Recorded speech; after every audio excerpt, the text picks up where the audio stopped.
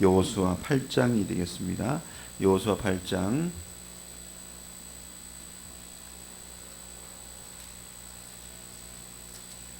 1절부터 우리 9절 말씀까지 보도록 하겠습니다.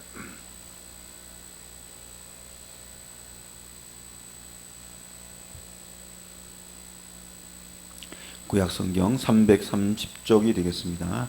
여호수아 8장 1절부터 9절 말씀까지 우리 같이 읽도록 하겠습니다.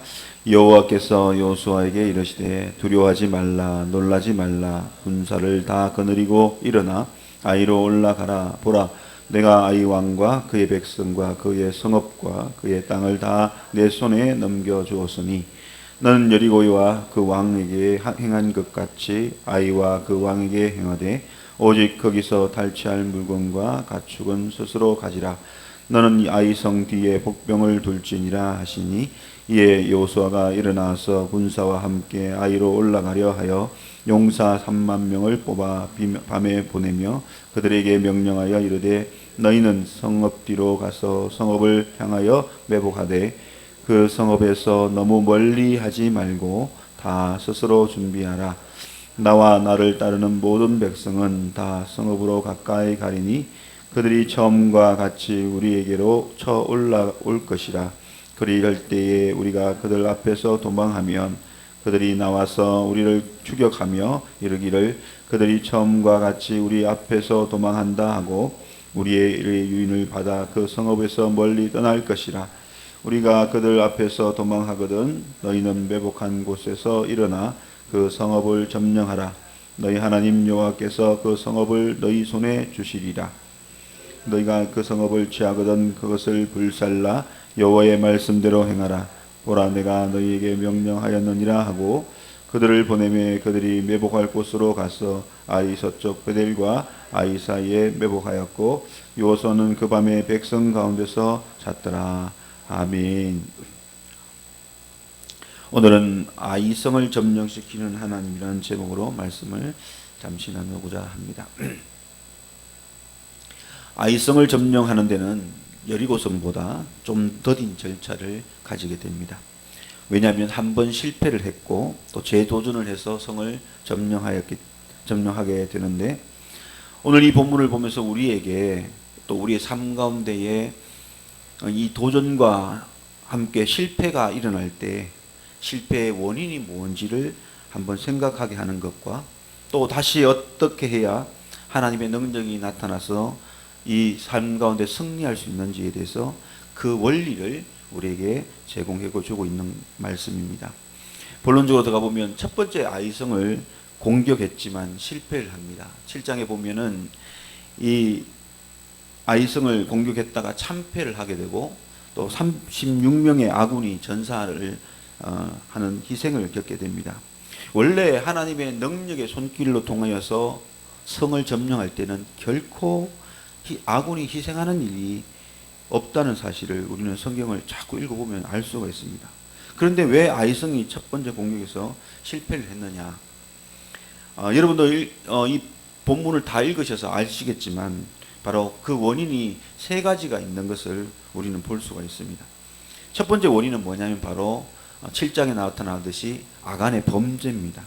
동시에 이스라엘의 범죄를 이야기합니다. 분명 하나님은 여리고성을 점령할 때 뭐라고 이야기했습니까? 이 모든 성에 있는 전리품은 사람은 절대 가질 수가 없고 하나님께 모두 다 바치라고 이야기합니다. 그런데 이 전리품을 아간이 몰래 숨김으로 말미암아 그 범죄가 결국 이스라엘의 범죄가 되고 말았습니다. 그래서 이 전리품이 개인적인 범죄였지만 그러나 하나님 앞에 범죄하는 행위가 되음으로 말미암아 하나님 앞에 이 범죄함을 통해서 아이성을 점령한 데 있어서는 하나님 어떤 능력도 나타내지 않는 것을 우리에게 보여주고 있습니다. 아무런 도움도 주시지 않고 아무런 능력도 베풀지 않는 것을 봅니다. 원래 성을 점령할 때 하나님께서 무슨 말씀을 하십니까? 이 성과 이 왕과 이 모든 이 토지를 또 이 땅을 너희 손에 맡기겠다는 말씀을 하시죠. 그런데 오늘 이 7장에서 첫 공격에서 아이성을 공격할 때는 하나님의 어떤 말도 하지 않고 침묵하고 있는 것을 볼 수가 있습니다. 하나님의 개입도 전혀 없고 하나님이 그들과 함께 하고 계시지만 어떤 도움도 그들에게 주시지 않는 것을 볼 수가 있습니다. 왜 이런 모습을 보이시느냐?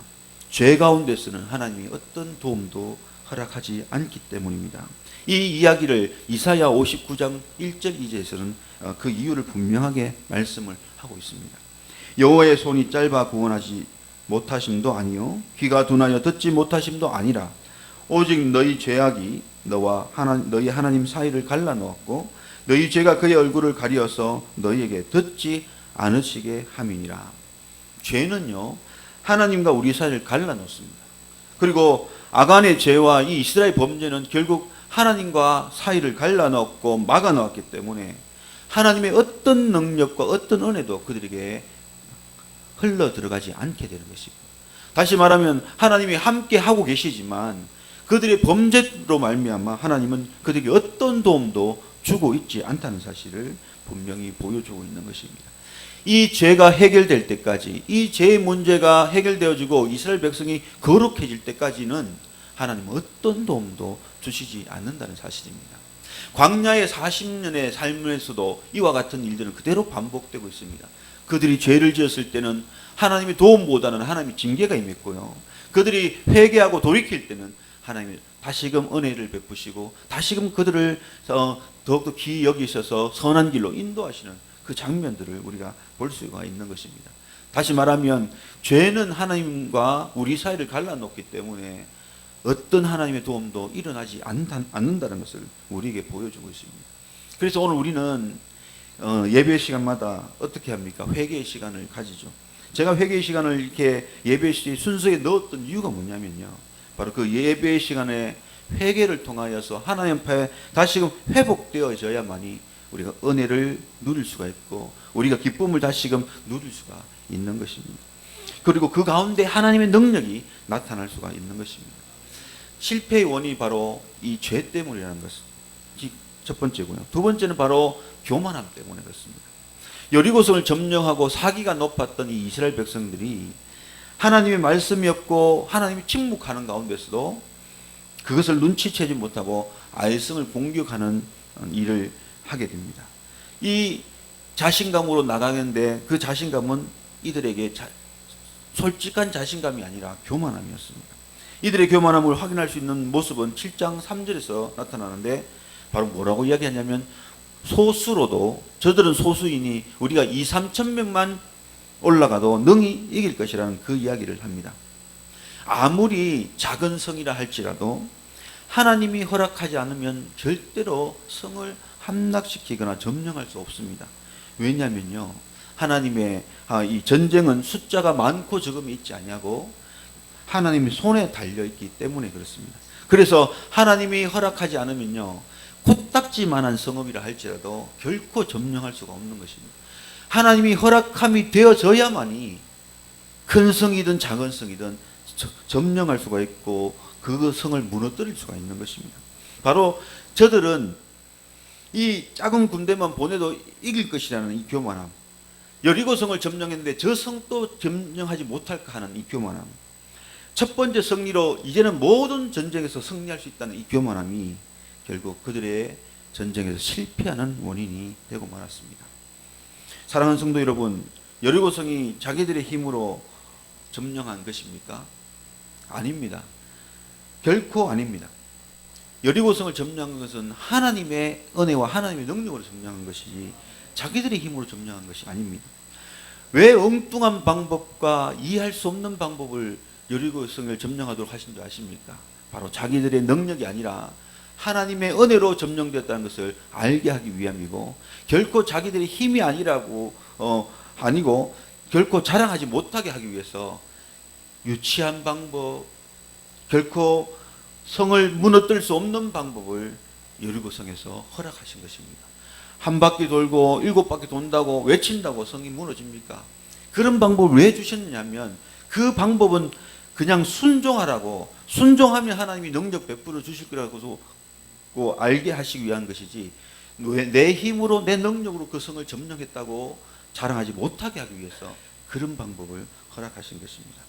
그런데도 불구하고 자기들은 이길 수 있다는 이 교만함, 그 교만함이 아이성을 첫 번째 공격했을 때 실패했던 큰 원인 중에 하나가 될 수밖에 없었던 것입니다. 마지막으로 세 번째 원인은 뭐냐면 바로 하나님께 물어보지 않았기 때문에 그들이 첫 번째 공격에서 실패했던 것입니다.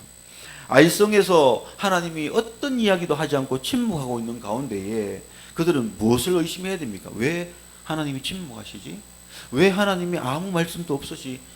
이렇게 조금만 의심을 했더라면 하나님 왜 그렇습니까? 라고 물어볼 수 있었을 것입니다. 그런데 그 의심조차 하지 않고 기도하지 않았기 때문에 전혀 이 전쟁에서 실패할 것이라는 상상은 하지 못했던 것입니다. 기도만 했더라면 그들 가운데 범죄함이 있었고 그 범죄 때문에 하나님이 도와주지 않는다는 사실을 알게 되었을 것이고 그 이후로 하나님 앞에 이 문제를 해결해야만이 전쟁에 승리할 수 있다는 사실을 알게 되면 이런 참패하는 치욕도 결코 경험하지 않을 수가 있었습니다. 그런데 기도하지 않고 물어보지 않았기 때문에 무엇이 원인이 되고 무엇이 이 실패의 원인이 되는지 알 수 없이 참패하고 말았던 것입니다. 사랑하는 성도 여러분, 항상 무엇을 하든지 하나님께 물어보는 것은 참 중요합니다. 왜냐하면 그 앞길, 그 나가야 될 길, 모든 길을 우리는 알지 못하지만 하나님은 다 알고 계시기 때문에, 그래서 잘 갈 수 있는 방법으로 또 승리할 수 있는 방법으로 우리에게 가르쳐 주시고 우리에게 힌트를 주시는 은혜가 우리에게 주어진다는 사실입니다. 아이성을 처음 공격할 때 한 번이라도 하나님 앞에 이 성을 공격할까요 말까요 물어봤더라면 하나님 분명히 너희 가운데 죄가 있기 때문에 이 문제를 해결하지 않고는 성을 공격하지 말라라고 분명히 대답해 주셨을 것입니다. 그런 기도하지 않는, 이 물어보지 않는 것 때문에 그들은 실패하고 말았습니다. 9장에 가보시면 기브온 족속에게 속임을 당하는 장면이 나옵니다. 그때도 하나님은 뭐라고 이야기하냐면 너희들이 물어보지 않았기 때문에 그 족속에게 속임을 당했다고 그렇게 이야기를 합니다. 사랑하는 성도 여러분, 오늘 우리가 어떤 길을 가든지 우리 삶 가운데 여러 가지 일들을 할 때에는 날마다 하나님께 기도하고 물어보는 삶을 살 수 있기를 바랍니다. 하나님께서 물어보는 자에게 항상 대답해 주시고 또 선한 길, 옳은 길로 인도해 주실 줄 믿습니다. 그러면 우리의 삶은 결코 실패하지 않는 인생을 살아갈 수가 있게 되는 것입니다. 그러면 오늘 이 아이성이 첫 공격에 실패했는데 그 실패의 원인을 알았더라면 2차에서 실패하지 않고 승리할 수 있는 방법을 오늘 이 본문이 또 우리에게 확인을 해주고 있습니다. 요단강 서편 땅인 이 가나안 땅을 들어가서 땅을 차지하기 위해서는 가장 먼저 성을 점령하는데, 그런데 이 성을 점령할 때마다 하나님께서 점령하는 방법에 공통점을 허락하십니다.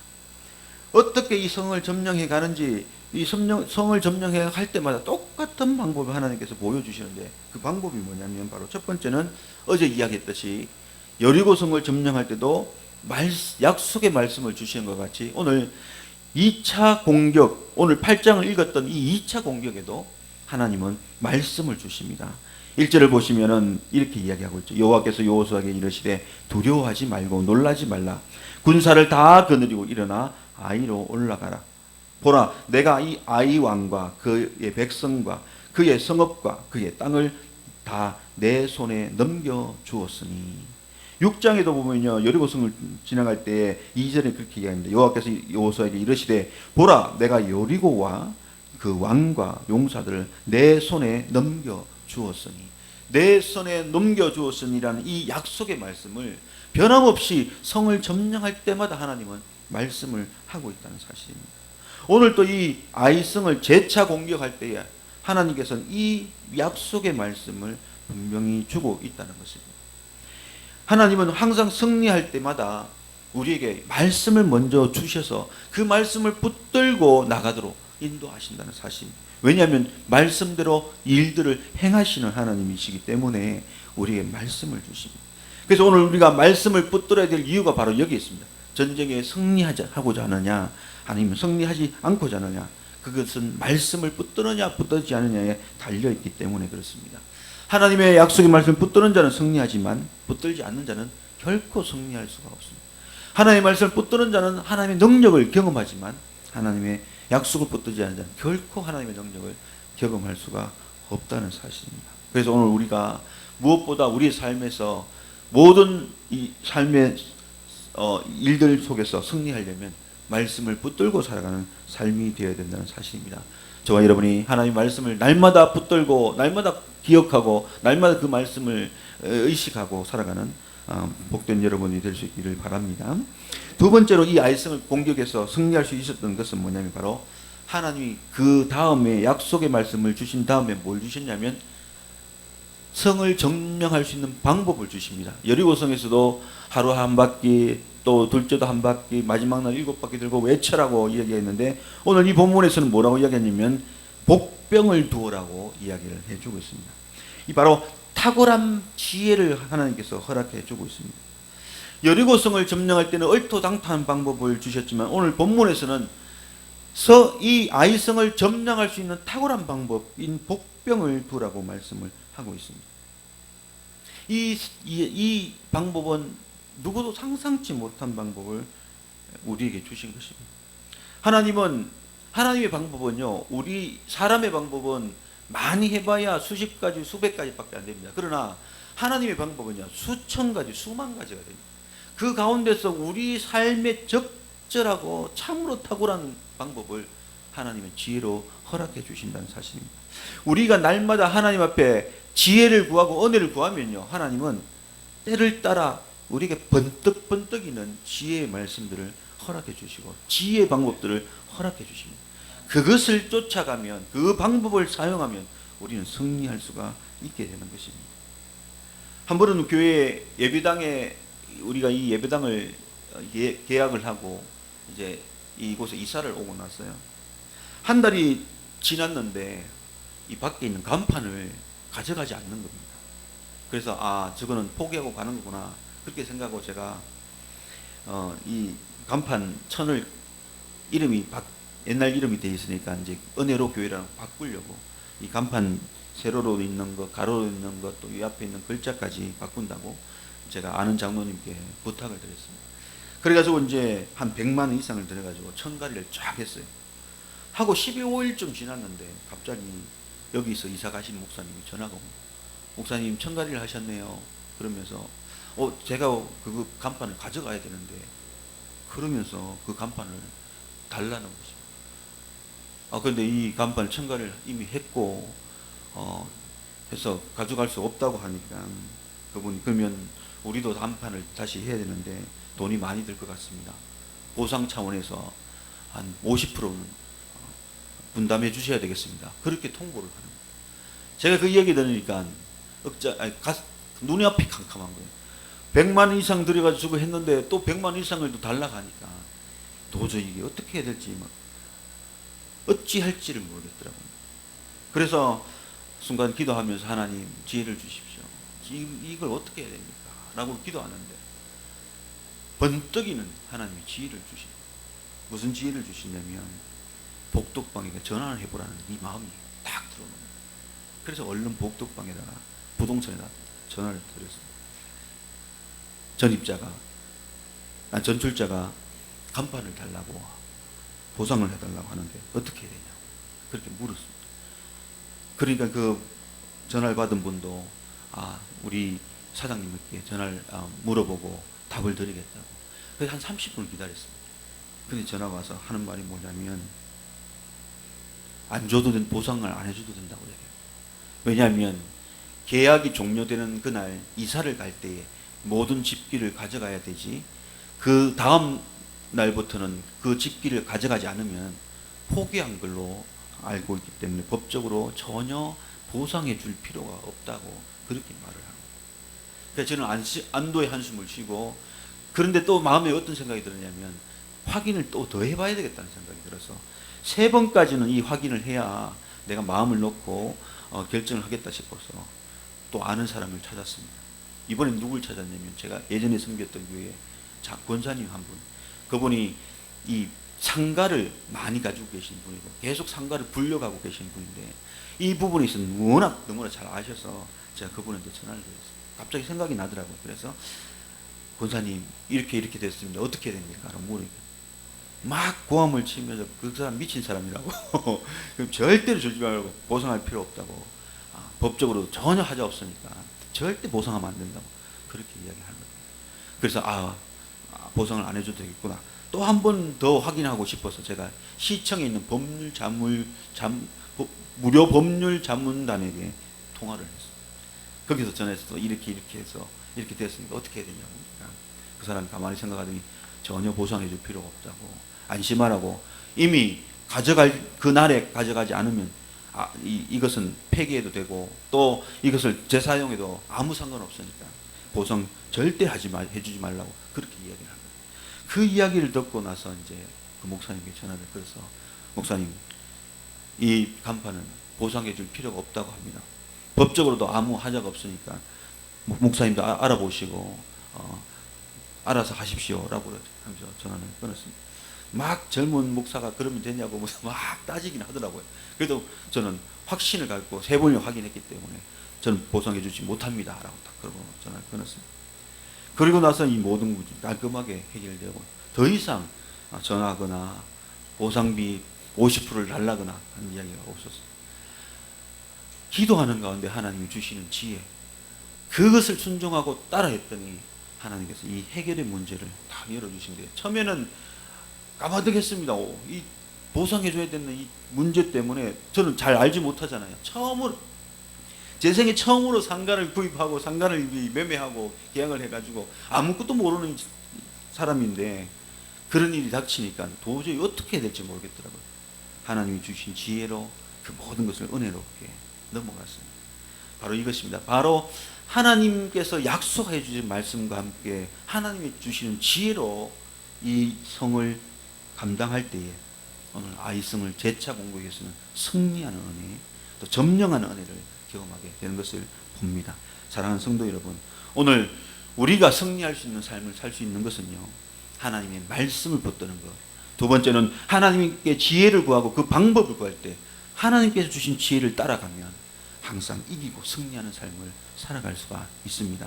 오늘 이 성을 점령하는 이 모습을 통해 우리에게 우리의 인생을 승리할 수 있는 방법은 바로 말씀을 붙드는 길, 하나님의 지혜를 구하는 길, 그 지혜를 따라 살아갈 때에 우리의 삶 가운데도 승리하는 삶을 살아갈 수가 있다는 사실을 기억하시고, 어떤 일들을 만난다 할지라도 두려워하지 마시고 말씀을 바라보는 믿음, 또 말씀을 통하여서 하나님께 주시는 지혜를 주시는 그 지혜 주신 은혜를 기억하며 믿음으로 나갈 때 우리의 삶 가운데도 반드시 승리의 은혜, 하나님의 놀라운 구원의 역사를 경험하고 살아갈 수가 있다는 사실을 기억하시고 믿음 가운데 승리하는 저와 여러분의 삶이 될 수 있기를 예수님의 이름으로 축복해 드립니다.